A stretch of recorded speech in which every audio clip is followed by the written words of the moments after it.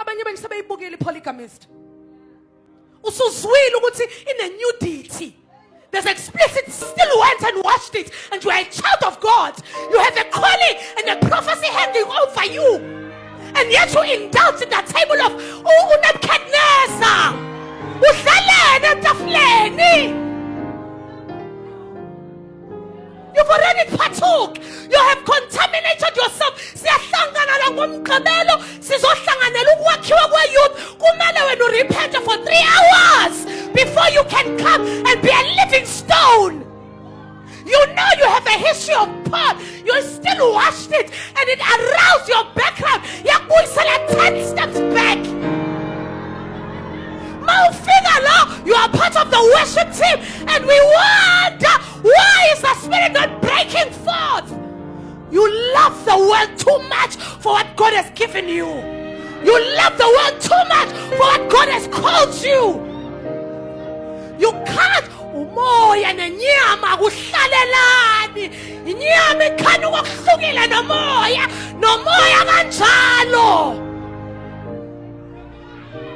Kumele kube ngathi uyicult mawuhleli nabantu bezwe.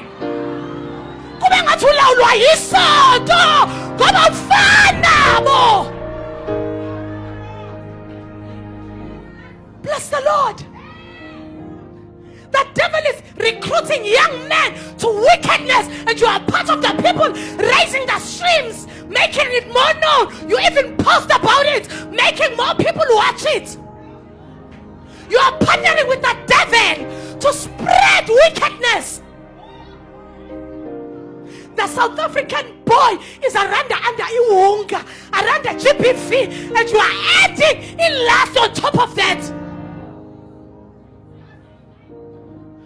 We are still fighting the battle that marrying young, it can be godly. God can raise men who don't cheat on their wives and they walk. And you are here, uphethe a microphone shouting another gospel. Your actions are speaking louder than your words. Bless the Lord. Because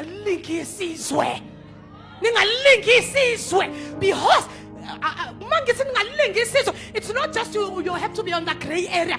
Be contrary to the world. Be opposite.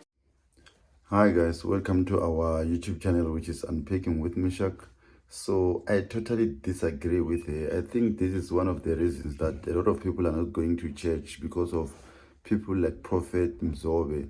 Because I feel like as much as Christians are Christians and are serving God, they must also live in reality. They must also remove themselves at times from Christianity and be in reality, because reality is reality. That's why a lot of marriages and relationships by Christians suffers, because they don't want to remove themselves from the Christianity. Christianity is a Christianity, but we must also live in reality.